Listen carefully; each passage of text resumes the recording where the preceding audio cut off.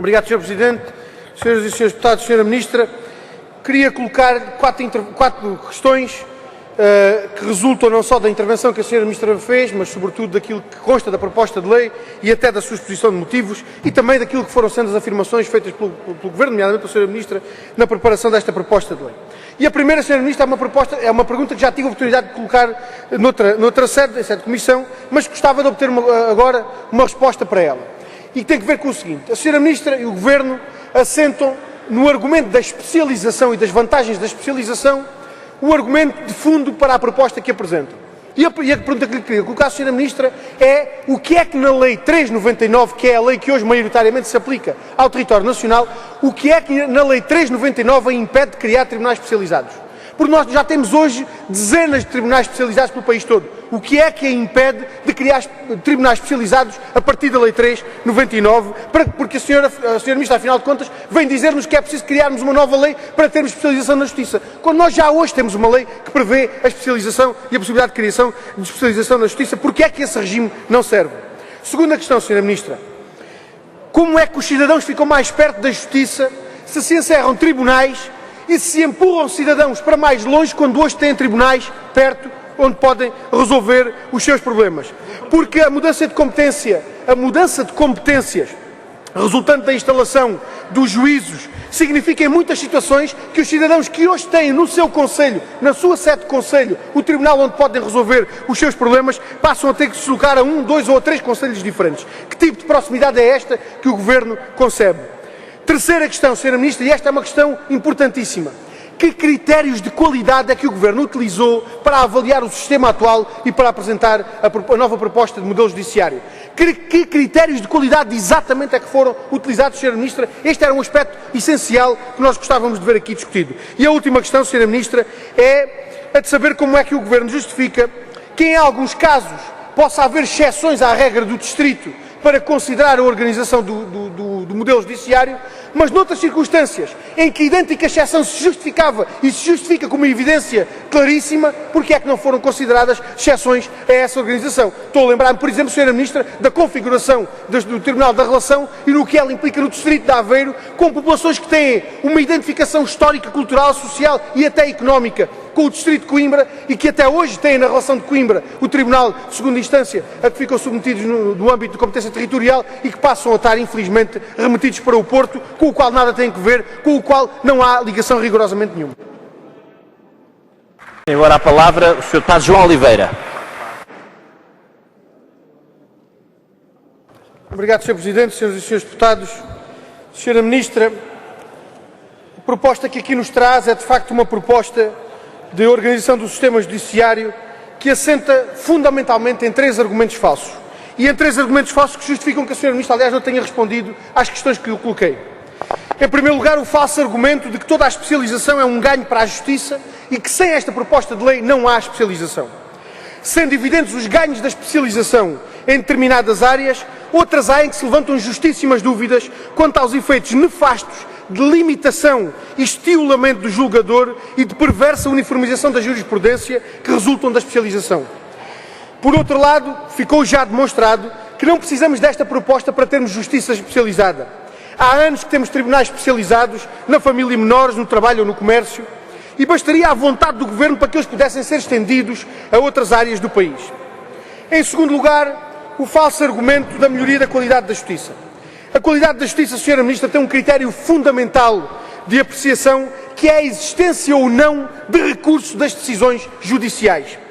Justiça de qualidade é aquela com que os cidadãos conformam. Decisões judiciais de qualidade são as que motivam menos recursos.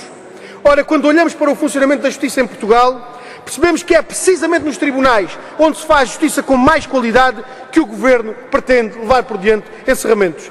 É nos tribunais de menor dimensão, com menos processos e sujeitos a menor pressão de procura, que se produzem decisões judiciais que motivam menor número de recursos junto dos tribunais superiores. E é precisamente esses que o Sr. Ministro e o Governo pretendem encerrar. Em terceiro lugar, o Governo utiliza o falso argumento das supostas proximidade e facilidade de acesso pelos cidadãos com a nova organização judiciária. Uma proposta que encerra tribunais e obriga populações a deslocarem-se para mais longe, quando hoje têm no seu Conselho o tribunal a que devem recorrer para resolver os seus problemas, é manifestamente uma proposta que não contribui para a proximidade e facilidade de acesso dos cidadãos à justiça, que antes deixa os cidadãos mais longe da justiça, Sra. Ministra. A proposta de lei levanta, quanto a nós, 4 problemas distintos e 4 problemas de natureza fundamental. Em primeiro lugar, trata-se de uma proposta construída sem qualquer consenso. Por outro lado, levanta problemas relativos ao acesso dos cidadãos à justiça e aos tribunais, que são problemas estruturantes do Estado de Direito Democrático e do nosso regime constitucional. Levanta, em terceiro lugar, problemas relativos à estruturação interna do Poder Judicial, que não são problemas de menor monta. E, por último, em quarto lugar, levanta problemas relativos à articulação e relacionamento externo do Poder Judicial com outros poderes constitucionais, nomeadamente com o poder político. Em primeiro lugar, trata-se de uma proposta feita sem consenso, contra a vontade das suas populações e contra a vontade das instituições que as representam.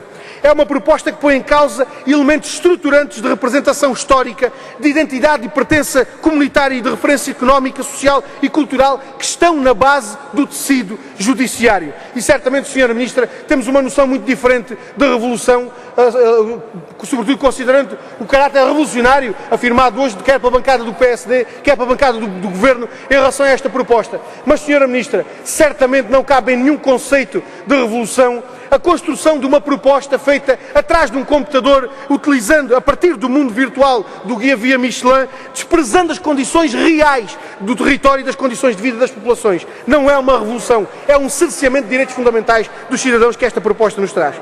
Em segundo lugar, quando o princípio devia ser o do acesso mais fácil à justiça, a proposta afasta os cidadãos da justiça, mantendo no essencial as opções que já em 2008 o então Governo e maioria absoluta do Partido Socialista tinha feito na lei que então foi aprovada. Esta proposta encerra os tribunais e obriga os cidadãos a deslocarem-se quando hoje têm os tribunais mais perto. De que são exemplo, aliás, Sra. Ministra, sumariamente, as situações dos concelhos de Chaves, de Montalegre, de Boticas, de Ancião, de Mora, Portel, Monchique ou Mértola. São exemplos de concelhos em que as populações vão ficar mais longe da justiça que hoje têm perto de si. Quando se coloca o tribunal mais longe, nega-se o acesso à justiça e quando se nega o acesso à justiça, o que se põe em causa é o próprio Estado de Direito Democrático. Em terceiro lugar, o novo conceito, e do ponto de vista da organização, e terminarei, Sr. Presidente, do ponto de vista da organização interna do sistema judicial, o novo conceito de comarca e a figura do juiz-presidente introduzem fatores de hierarquização e liderança, quando o que se devia salvaguardar no sistema judiciário era a independência e a autonomia dos magistrados. Os poderes dos juiz-presidentes, considerados como um todo, significarão a existência de um ascendente sobre os colegas e da capacidade concreta de limitar princípios estruturantes que são princípios do nosso sistema judicial, como o princípio do juiz natural ou o princípio da inamovabilidade dos juízes, com a possibilidade de propor a reafetação de colegas por processos ou de processos por colegas e depois intervindo até em aspectos concretos da organização dos tribunais.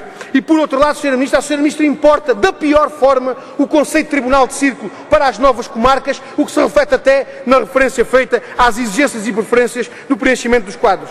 E para terminar, Sr. Presidente, em último lugar, queria referir que, relativamente à independência do Poder Judicial, relativamente a outros poderes constitucionais, em particular em relação ao poder político e concretamente em relação ao Governo, introduz aqui uma interferência do Governo em matéria de Poder Judicial e em matéria de designação de objetivos para o sistema judicial, que julgamos que vai muito para lá daquilo que devia ser a saudável separação do poder político relativamente ao Poder Judicial.